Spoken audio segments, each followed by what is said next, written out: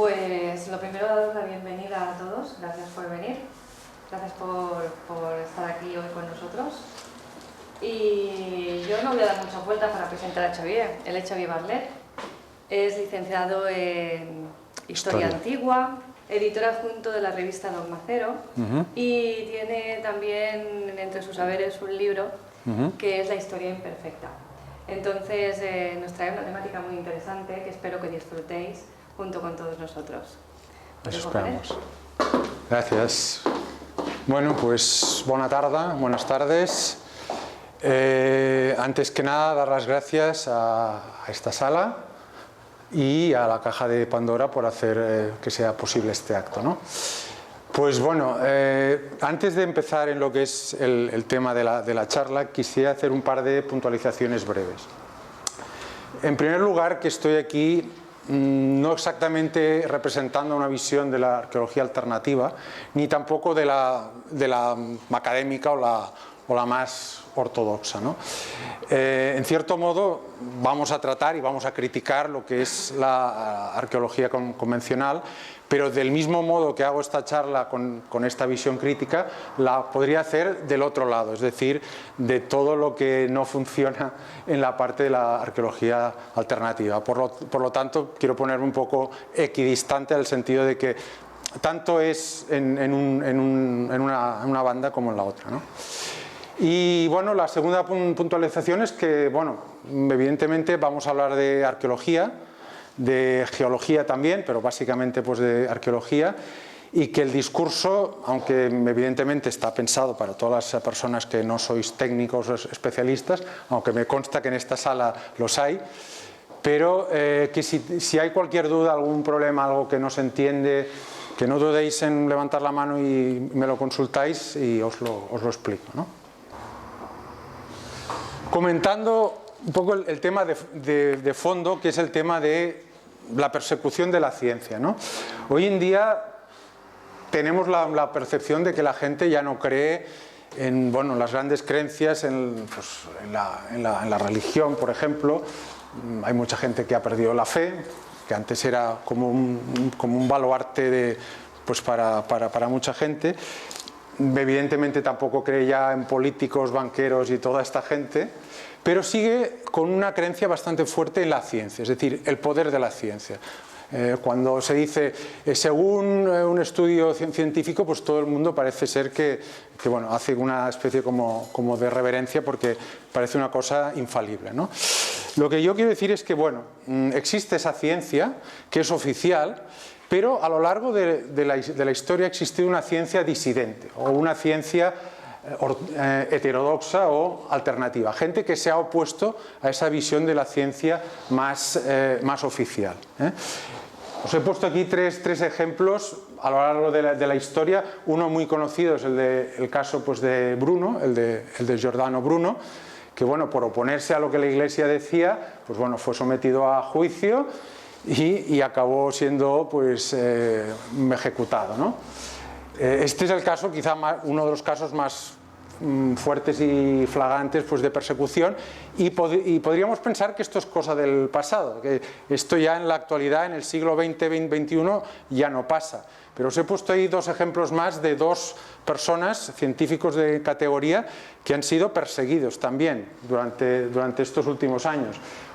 Está el caso de Wilhelm Reich, que es la persona que estudió el orgón, que vendría a ser como tema del éter, ¿eh?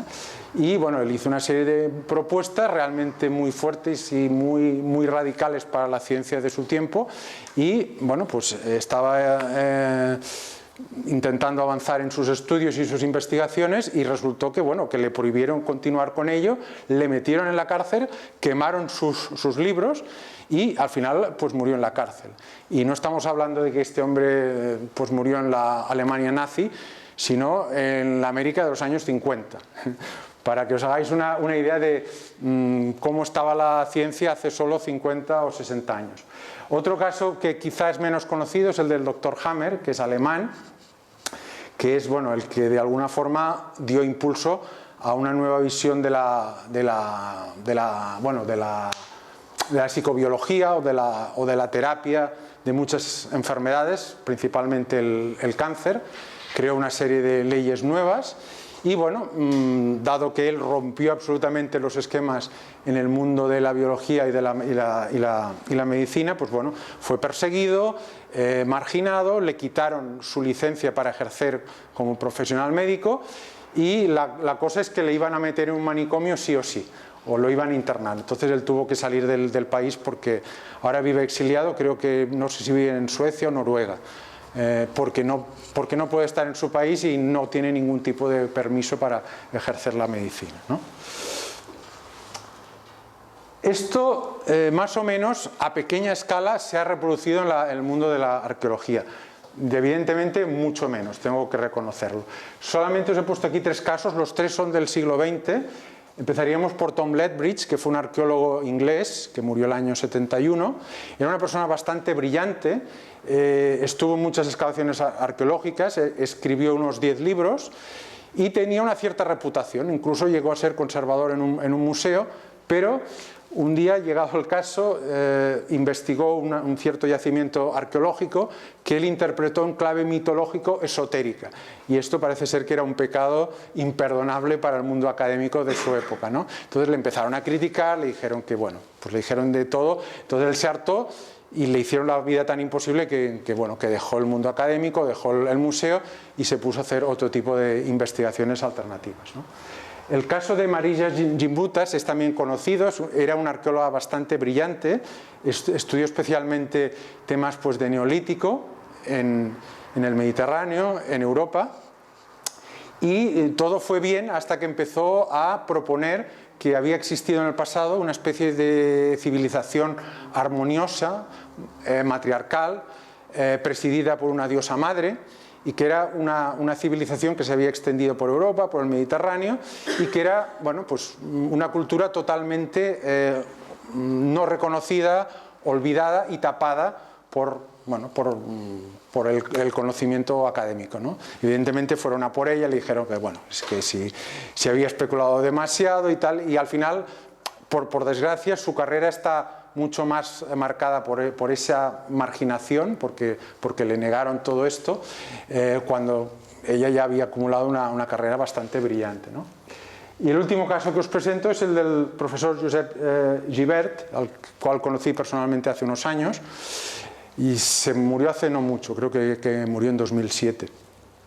Que también sufrió en sus carnes la marginación de ir contra todo el estamento académico, porque él era un paleontólogo bastante brillante, estuvo haciendo investigaciones en la zona de Andalucía y concretamente encontró en Granada, en Orce, unos restos de unos artefactos y entre ellos encontró un pequeño trozo de cráneo, ¿no? Un cráneo que parecía que le salía una pequeña cresta. Entonces él dijo, esto es un homínido que hizo estos artefactos hace 1 millón de años, con la datación que él hizo pues, de todo el yacimiento.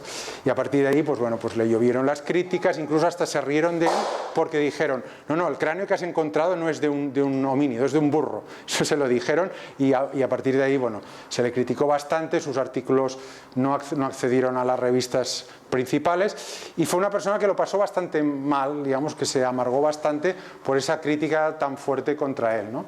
Por cierto que antes de morir al menos se reconoció que ese famoso fragmento de cráneo podía ser perfectamente de un hombre, de hace 1 millón de años en Europa. Lo que pasa es que hablar de esto de 1 millón de años en Europa era un tema muy tabú y aún lo es, ¿eh?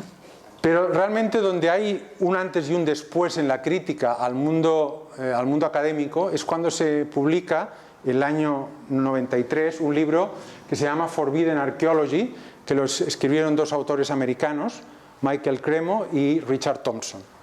Estos 2 autores eran alternativos, no eran académicos, y ellos creían que la historia convencional o la arqueología convencional nos estaba explicando cosas sesgadamente, es decir, estaba tomando unos datos que coincidían con la teoría, básicamente con el evolucionismo, pero todo lo que no coincidía se había metido bajo la alfombra, es decir, lo habían hecho desaparecer, lo habían marginado, lo habían de alguna forma intentado tapar, ¿no? a veces de buenas maneras y a veces de muy malas maneras, ¿no? Entonces, lo que dijeron en este libro Cremo y Thompson es que existía y existe aún hoy en día una especie de filtro cognitivo o una especie de prejuicio que hace que todo lo que favorece la visión ortodoxa del evolucionismo, pues bueno, pues se da por bueno. Pero cuando aparecen restos que no concuerdan con lo que el evolucionismo dice, entonces eso se tapa, se margina o incluso hasta se persigue.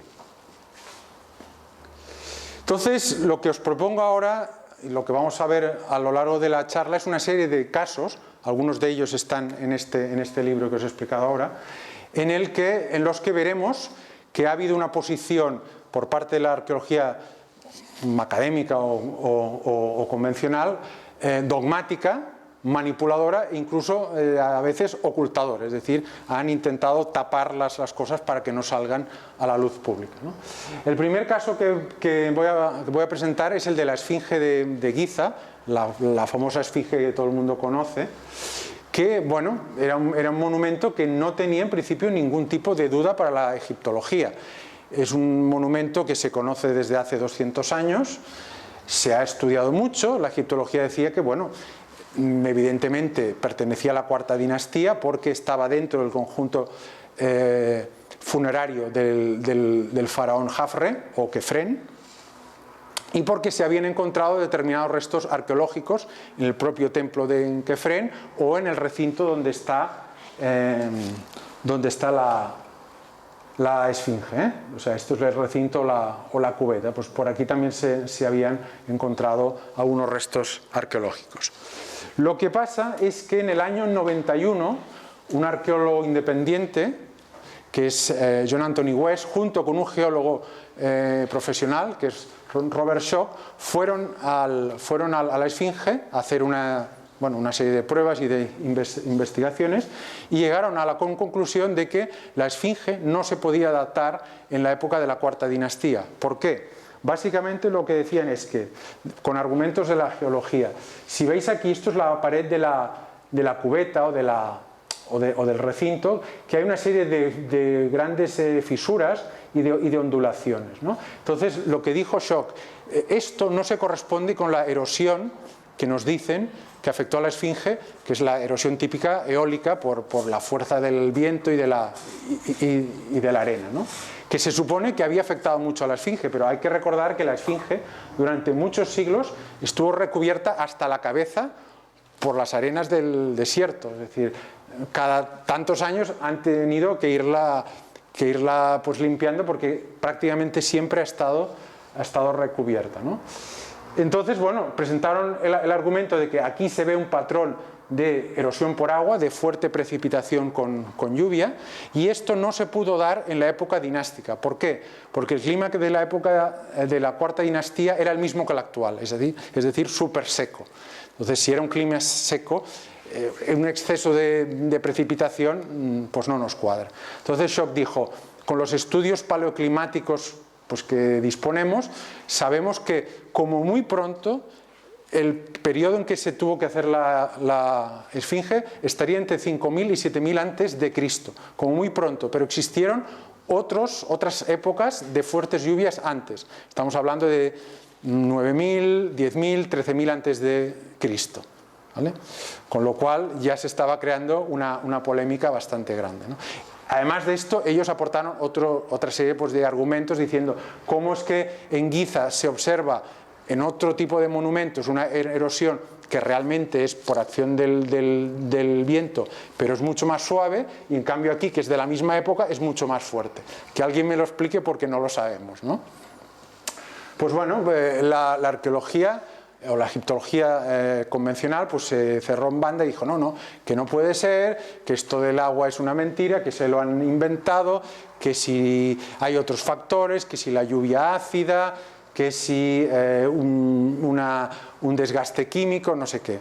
Pero al final realmente no explicaron, no fueron capaces pues, de explicar este tipo de erosión que os he enseñado aquí por agua, ¿no? Y bueno, ya el colmo de la digamos, de la negación fue que en un congreso le dijeron a Robert Schoch, bueno, si usted está diciendo que esto es erosión por agua y que nos tendríamos que ir a una antigüedad de muchos más miles de años. Ahora le preguntamos, usted que es geólogo, ¿cómo es que no hay ningún tipo de civilización identificada en épocas tan antiguas que fuera capaz de hacer un tipo de monumento tan grande como este, ¿no? Y Schoch dijo, bueno, es que el problema lo tienen ustedes, no lo tengo yo soy geólogo, es decir, me están tirando la piedra contra mí porque ustedes no tienen respuesta. Entonces, pues a día de hoy aún sigue esta polémica y oficialmente todo esto de Westy y de Schoch está absolutamente negado por la egiptología. Hay un detalle más al respecto, y es que la egiptología desde el principio también dijo que el rostro de la esfinge coincidía exactamente con las estatuas que se encontraron en la misma zona del faraón Jafre.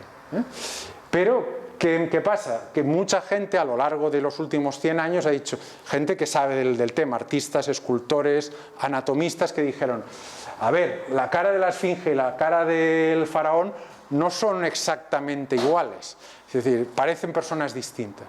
Entonces, justamente en la misma época en que se hizo los estudios estos que os he dicho de West y de Schoch, el arqueólogo americano Mark Lehner encargó un estudio, por entonces con la más moderna tecnología de 3D, para hacer una reconstrucción de la cara de la esfinge. Entonces ellos hicieron una serie de manipulaciones informáticas y llegaron a la conclusión que esta cara era la misma que esta. Entonces Mark Lehner dijo, no, es que seguro ya podemos hacer la confirmación de que el estudio informático nos confirma que la cara de la esfinge es la cara del faraón Jafre, ¿no? Sin embargo, John Anthony West dijo, pues mira, yo creo que la informática es muy fácil de manipular, ¿no? Entonces trajo a un experto en temas de anatomía, un experto forense del Departamento de Policía de Nueva York. Este experto se llama Frank Domingo, fue allí, empezó a hacer fotos, a hacer dibujos, estuvo meses y entonces hizo una serie pues, de dibujos. Aquí solo os he puesto dos para no traer toda la documentación, pero para que veáis un dibujo de un experto, gente que está acostumbrada a identificar pues, gente por temas de tipo policial o criminal en que la exactitud es fundamental, ¿no? Entonces dijo, bueno, es que solo haciendo un análisis del cráneo desde diferentes puntos de vista esto no cuadra. Entonces el dictamen al final que dijo Domingo es que son dos personas distintas, incluso personas de etnias diferentes. Dijo, es que esta persona que se corresponde con esta parece ser de una etnia distinta a esta. Entonces, yo no sé dar una explicación. Él dijo, no, me han enseñado otras fotos de imágenes de faraones del Imperio Antiguo, pero yo no soy capaz de identificarlo. Es decir, no sé quién es. Pero lo que sí puedo decir es que el rostro de la esfinge no es Jafre. Y a partir de ahí, pues bueno, que cada uno piense lo que quiera. Continuamos con otro caso, que este sí apareció en el libro que os he comentado antes, el de Forbidden Archaeology, que es el de las huellas de Laetoli.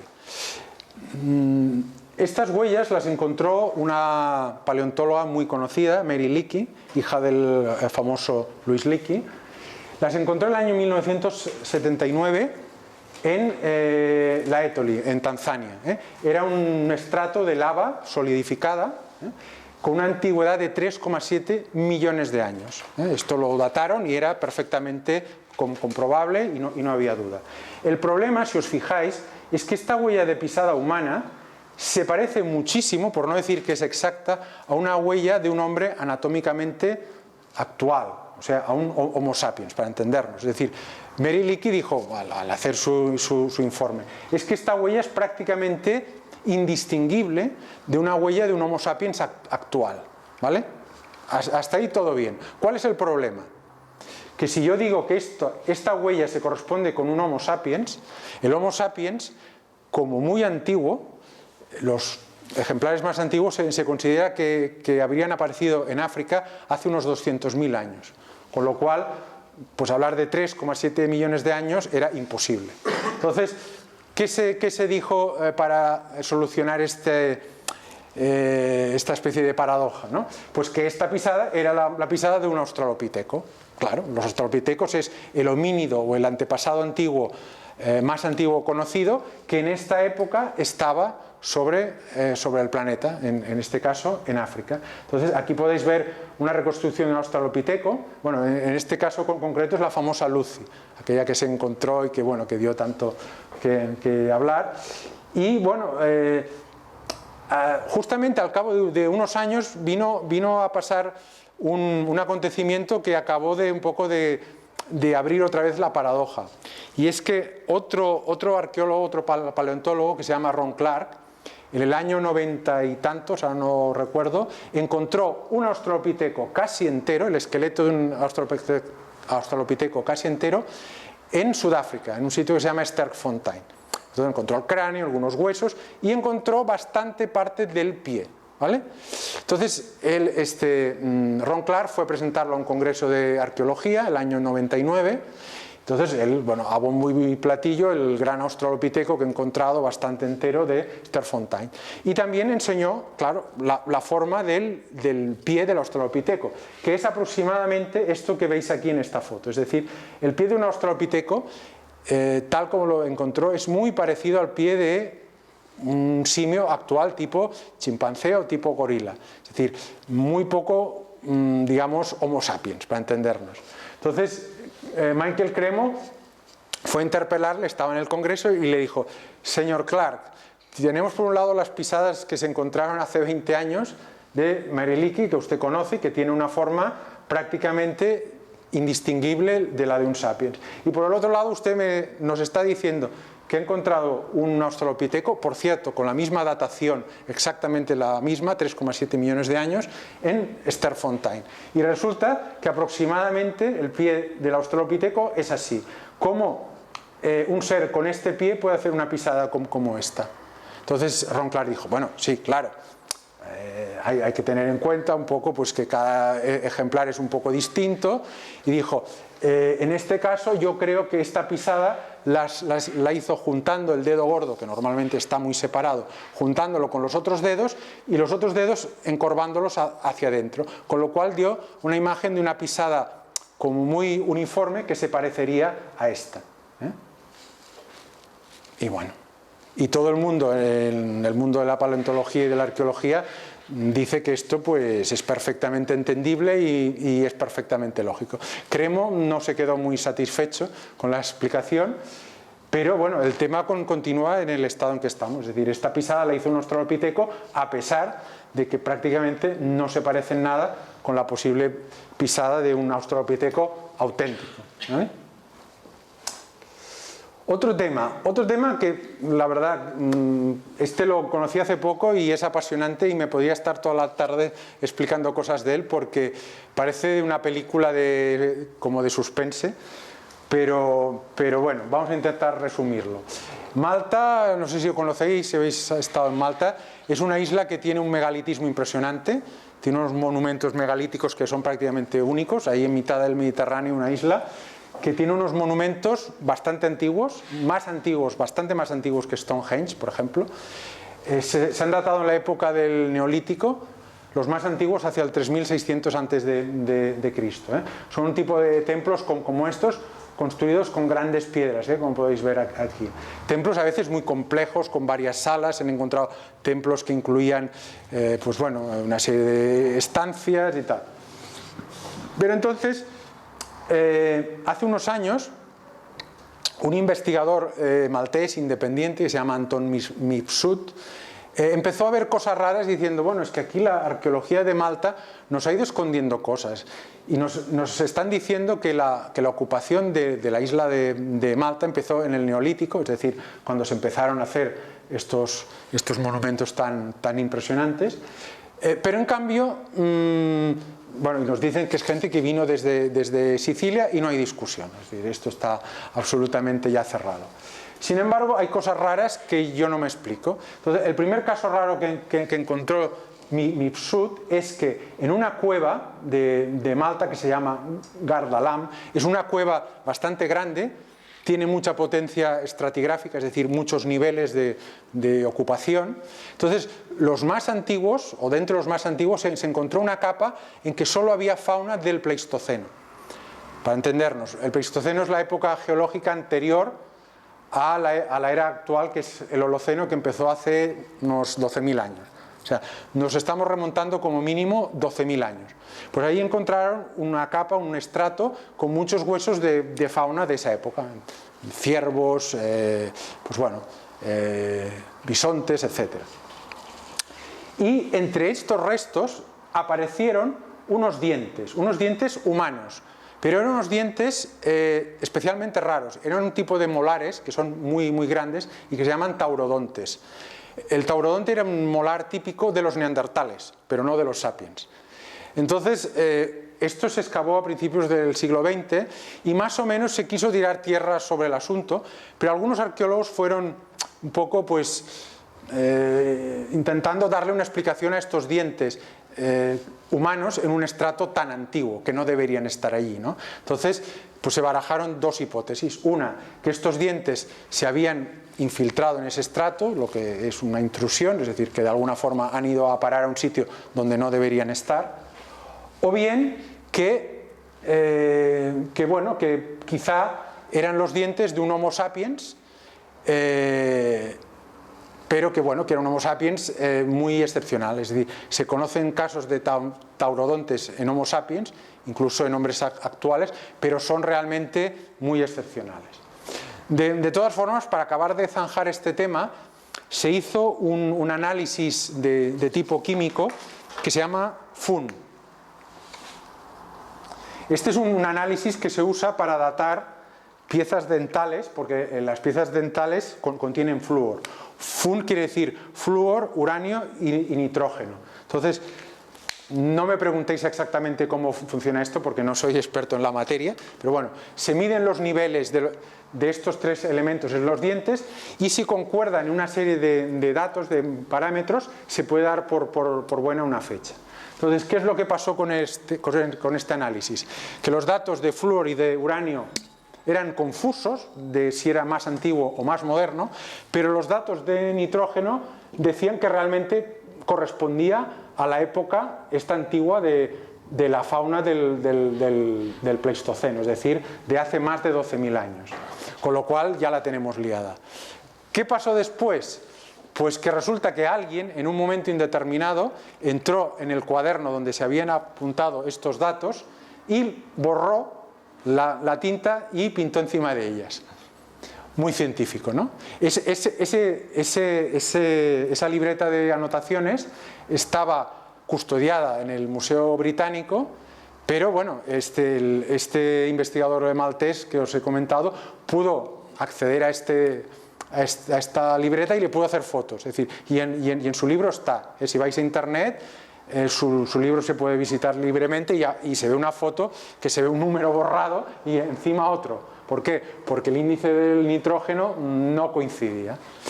Entonces, para acabarlo de arreglar, al cabo de unos años, ya en la década del 2000, el investigador independiente Graham Hancock, que es muy conocido, que bueno, él va haciendo sus investigaciones en arqueología alternativa, estuvo investigando el tema de Malta y se enteró de esto, ¿no? Entonces le encargó a un colaborador suyo que escribiera al Museo Británico y le pidiera una reproducción de esta página, o que le dejaran acceder a ella y que le hiciera una foto.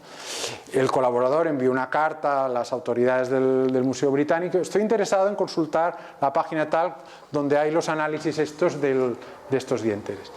Respuesta: lamentamos comunicarle que la página donde se encontraban estos análisis hace años que está desaparecida. No la encontramos. No sabemos exactamente quién la tiene. Y hasta ahí puedo leer. Es curioso, ¿no? Porque el resto de las anotaciones de otros casos no desaparecieron, solo esa página. Pero bueno. Y el último caso es el de Half Saflieni, que es un hipogeo, es decir, es como una construcción excavada en la roca, ¿vale? También muy antigua, en la cual se encontraron al fondo, pintadas sobre la roca, una serie de figuras de fauna, ¿no? Pues de animales, de cérvidos, de una especie de toros, pero los toros no se veía muy claro si eran toros o eran bisontes, estaban las figuras un poco difuminadas y claro, mencionar el tema bisonte era decir bisonte es fauna del Pleistoceno y nos vamos al Paleolítico, con lo cual nos estropea todo el tema. Pero había un bisonte al menos, una de estas figuras que se veía claro que era un bisonte, es decir, que la figura estaba bien clara. Si conocéis las pinturas de Altamira, que es aquello que se ve el lomo del bisonte, la cabeza, los cuernos, en este caso parece ser que se veía bastante claro. Pues cuando estos investigadores alternativos empezaron a sacar el tema del bisonte de Hal Saflieni, al director de los museos de Malta no se le ocurrió otra cosa mejor que encargar que un empleado de los museos borrara la parte delantera del bisonte.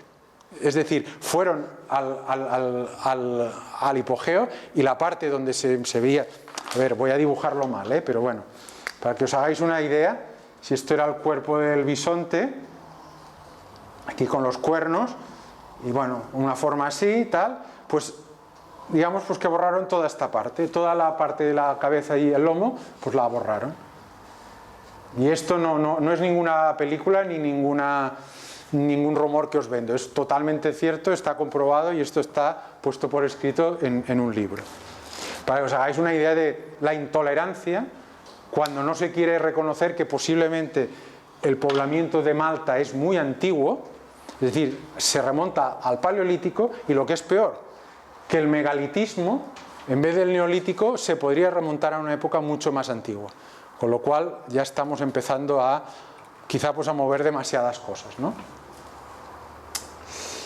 Después os voy a comentar un poquito más extensamente el caso de los gigantes pasando del mito a la arqueología, ¿no?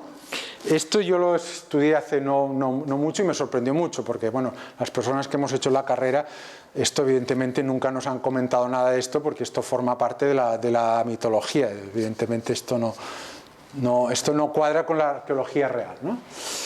Pero resulta que bueno, si tú comienzas a estudiar los informes sobre encuentros de gigantes a lo largo de la historia, cuando decimos gigantes no nos referimos a un señor muy alto que esporádicamente aparece de tanto en tanto en todas las culturas, en todas las razas, sino a tribus, a pueblos, a etnias enteras de gigantes. Es decir, a lo largo de la historia han existido narraciones, encuentros, por ejemplo, de los conquistadores españoles o ingleses en América, que se encontraron con gente de 2,50 metros, 3 metros, 3,50 metros, y esto está puesto por escrito.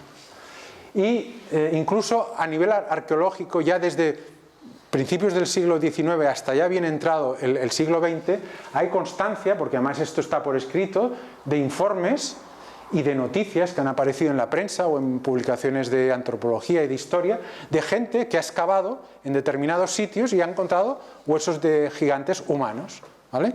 Entonces todo esto conformaba un escenario que ha sido negado por la arqueología convencional, ¿no?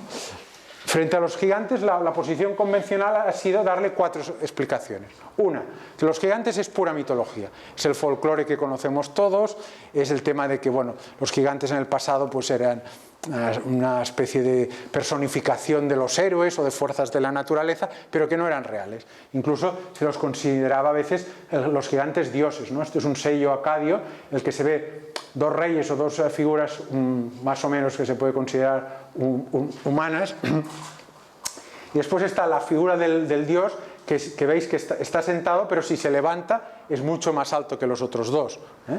Si veis la forma del cuerpo y se levanta, pues se pondría por aquí de alto, ¿no? Después dicen una cosa que es, bueno, un caso típico, y es que los hallazgos de gigantes han sido fraudes, ¿eh? Por ejemplo, esta es una foto de un fraude muy, muy conocido, el gigante de Cardiff, que se encontró a mediados del siglo XIX en América, y bueno, resultó ser de un tío que se quería forrar con esto, que bueno, mandó a hacer una estatua en yeso, después la hizo, digamos, redescubrir, y bueno, y llamó a la prensa y tal, pero bueno, al final casi nadie le hizo caso. O sea, realmente el tema del fraude pues no se aguanta mucho, ¿no? Después hay especialistas que dicen que se producen confusiones, porque a veces he encontrado el esqueleto como dislocado o partido o bueno, en trozos de un hombre, y se pensaba que era realmente más alto de lo que era. O bien que se había encontrado fauna pues, de mamíferos muy antiguos, más grandes que los hombres, y que la gente, bueno, un ojo no experto, pues lo confundía con un humano, ¿no?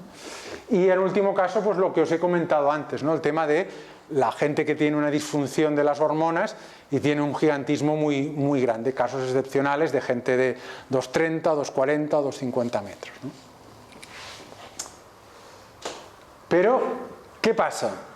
Que cuando tú rascas un poco y realmente sin ánimo de ser muy exhaustivo, yo en particular tampoco lo he sido, he estado buscando información que creo que es bastante fiable y he encontrado que existen realmente pruebas físicas a lo largo del siglo XIX y del siglo XX de que se han encontrado restos. Y estos restos hay que preguntarse a dónde han ido a parar. Por ejemplo, estos cráneos que veis aquí están en un museo en Norteamérica, esto se llama el Museo de Winnemucca. Son los cráneos que se encontraron en una cueva de Lovelock, donde bueno, se encontraron una serie de restos de humanos muy, muy grandes, que además coincidía con las leyendas de los indios, que decían que se habían enfrentado a unos gigantes muy altos que se refugiaban en cuevas y tal, que vivían al lado de un lago. Es decir, coincidía todo lo que es el mito con la arqueología. En cambio, si vais a este museo, prácticamente lo único que se ha conservado de los gigantes es esto, porque en los informes de las excavaciones se sabe que encontraron más esqueletos, incluso uno tipo momificado como los egipcios, y eso desapareció, no se sabe dónde está, ¿vale? Pero por otra parte, en Norteamérica se han encontrado muchísimos túmulos de estos, que se corresponde con la cultura de los mound builders, es decir, los constructores de túmulos, que se supone que eran los antepasados de los indios, que se enterraban en esta especie como de montañas, ¿no? Hacían la tumba y la recubrían con una mini montaña, ¿no? Pero resulta que en el siglo XIX, cuando empezaron a excavar esto, se encontraron con muchos restos pues, de gente de lo que os estoy diciendo, a partir de 2 metros hasta más de 3 metros, ¿vale? Y en algunos casos con unos rasgos muy raros, por ejemplo, con doble dentición, una hilera doble de dientes, o con 6 dedos en las manos, cosa bastante rara, y algunos incluso iban con grandes ajuares, con armaduras, con armas, cosa que era totalmente impensable para los indígenas, para los antepasados de todas estas tribus que os he dicho, ¿no?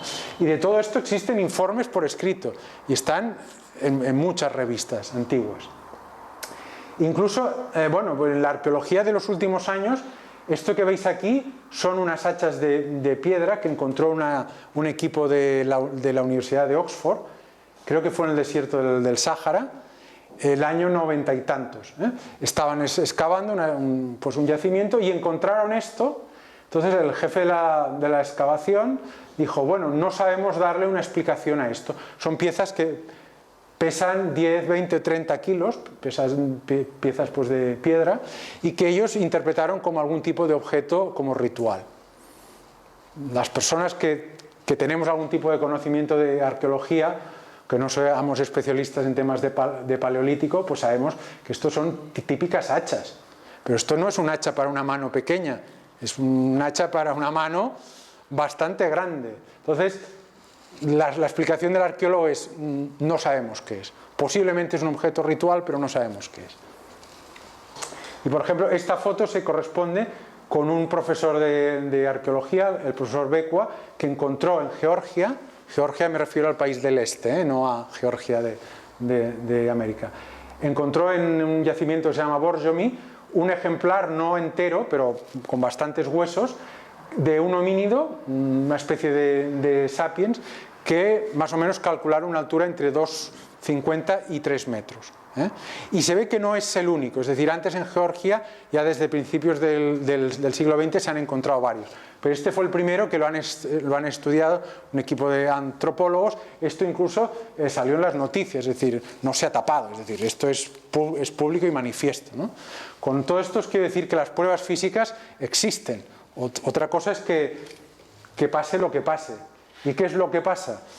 Que hay algunos autores alternativos que dicen que el asunto de los gigantes no conviene tocarlo. ¿Por qué? No se sabe, no lo sabemos. Este autor alternativo, David Hatcher Childress, es uno de los autores que más ha investigado el tema y dice que sí, que ha encontrado cosas raras. Es decir, él ha ido a investigar qué ha pasado con estos supuestos restos y encuentra cosas que no le cuadran, ¿no? Entonces todas sus sospechas han ido a parar a esta institución, que es el Smithsonian.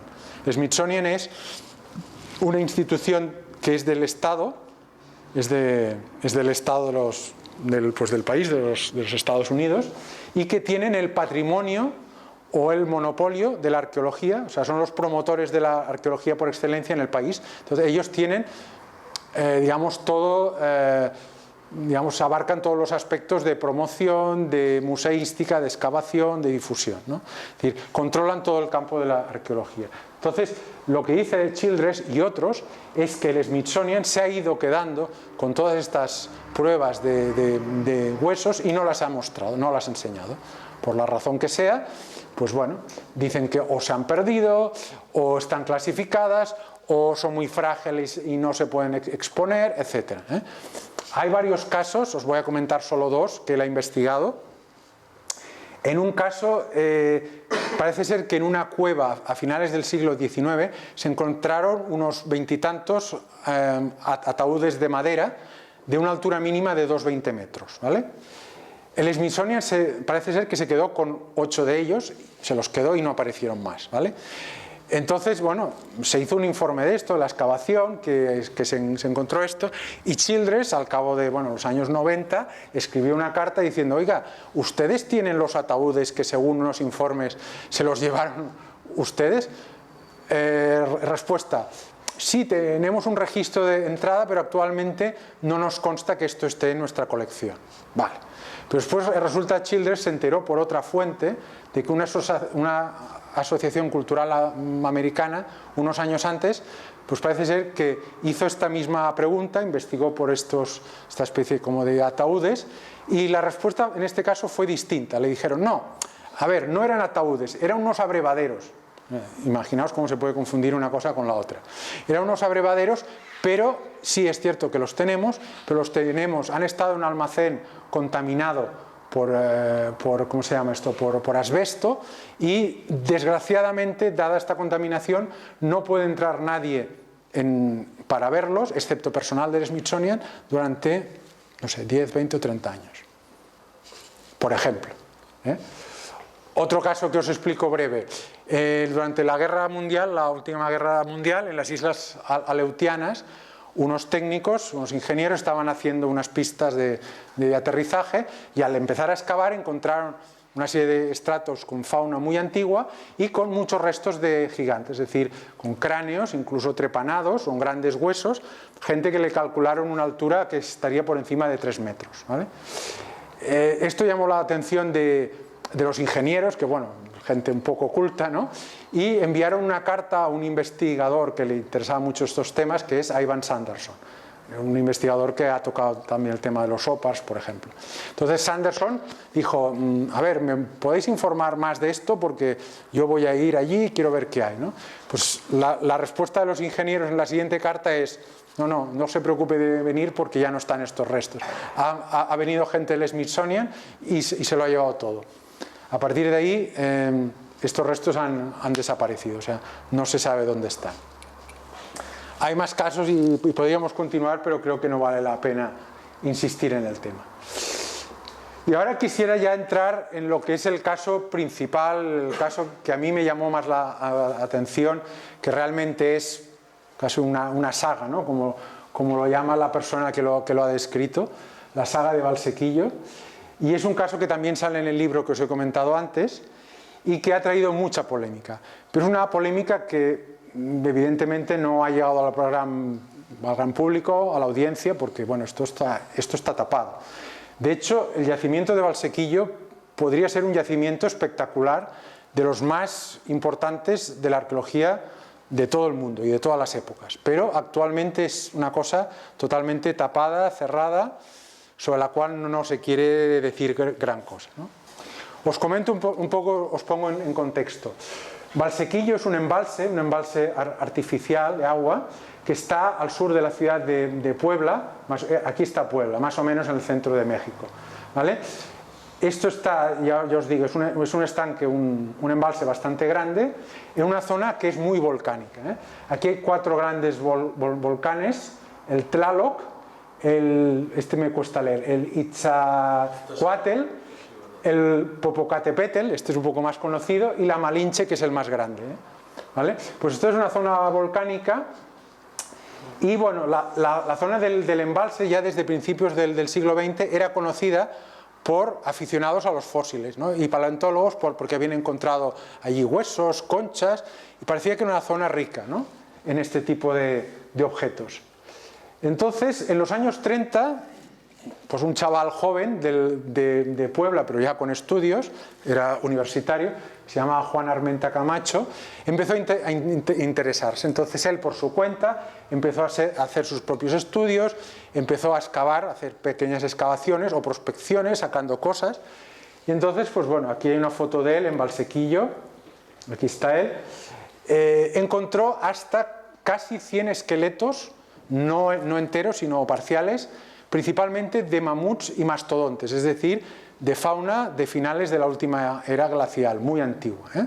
O sea, y además encontró que a muchos se veían con marcas de haber estado partidos o incisos para, pues bueno, para usar esos huesos, para trocearlos, para sacar el interior del hueso, es decir, que ahí era una zona no solo de cacería, sino de despiece y de consumo de piezas, ¿no? Y también encontró algún artefacto, ¿no?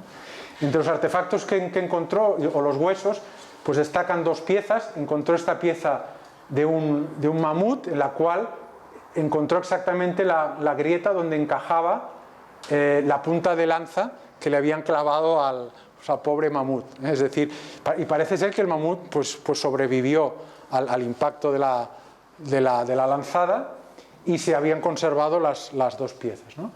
Pero lo más espectacular que encontró, que fue lo que hizo que subiera el tema de Valsequillo como una espuma, fue un trozo de pelvis de mastodonte. El mastodonte es una especie de elefante, pero mucho más grande, ¿eh?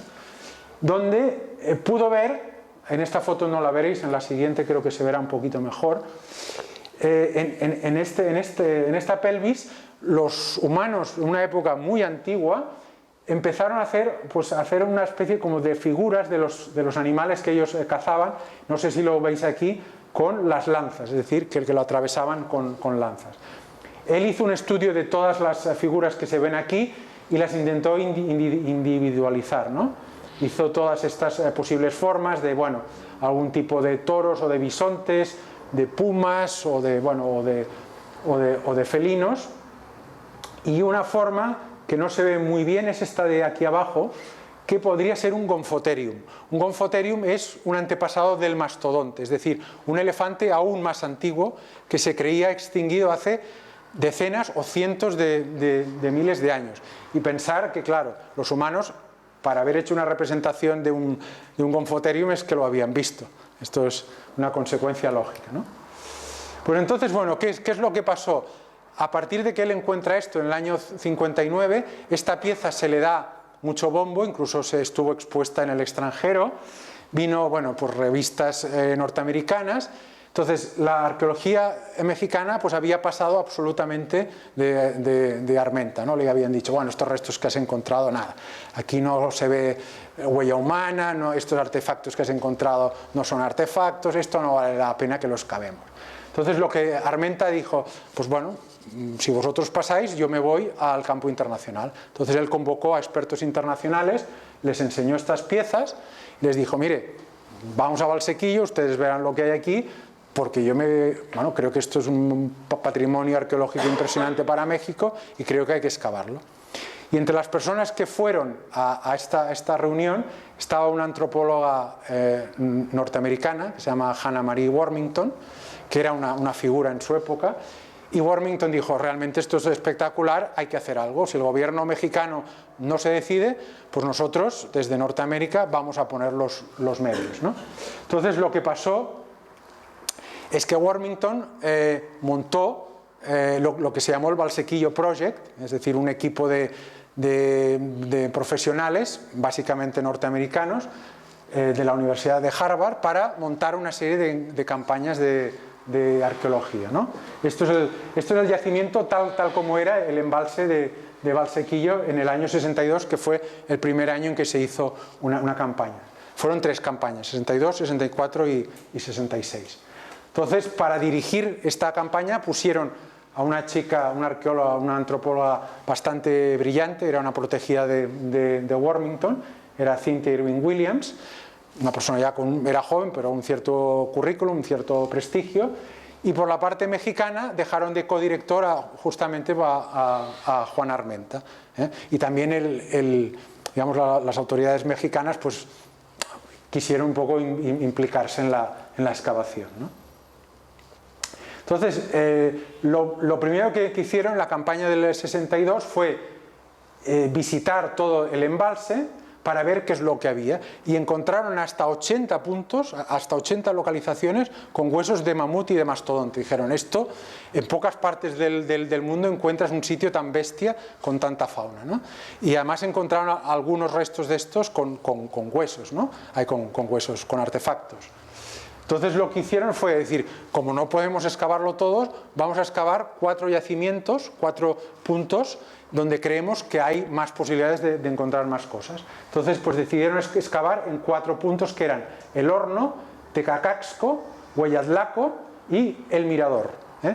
De los 4, el más moderno era Hueyatlaco porque estaba el más alto en el embalse, digamos, y los otros 3 estaban en posiciones más bajos. Incluso si os fijáis, El Horno estaba en un islote.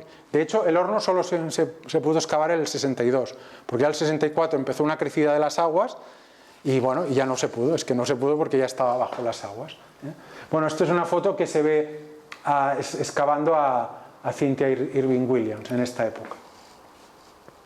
Y bueno, pues las excavaciones, los resultados arqueológicos ya en el año 62 y continuando en el 64 fueron espectaculares. Es decir, se empezaron a encontrar ya a bastante profundidad, estas son las capas más de superficie, se encontró una capa bastante potente por aquí en medio de cenizas volcánicas, es decir, que había habido una erupción muy fuerte, y por debajo encontraron una serie de capas de arcillas y gravas con toda una cantidad de huesos de lo que os he dicho antes, de mamuts, de mastodontes, de esa fauna del Pleistoceno, junto con artefactos hechos por el hombre. Es decir, encontraron en la capa más profunda, casi tocando a la roca, a la roca madre, encontraron artefactos más toscos de tipo unifacial. Unifacial quiere decir que solo se trabaja por una cara.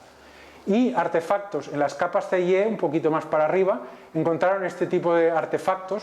Básicamente eran puntas de lanza, porque era una zona que hemos dicho de cacería, pero otros objetos también, de tipo raspadores, o bueno, otros. Y este tipo de objetos tenía una calidad prácticamente exacta, muy parecida a las herramientas que había hecho el hombre de Cro-Magnon en Europa hace 20 o 30.000 años, con lo cual estamos hablando de un Homo sapiens muy evolucionado, usando unas herramientas bastante avanzadas, con lo cual esto les llenó de alegría y dijeron, bueno, hemos encontrado aquí una mina, ¿no?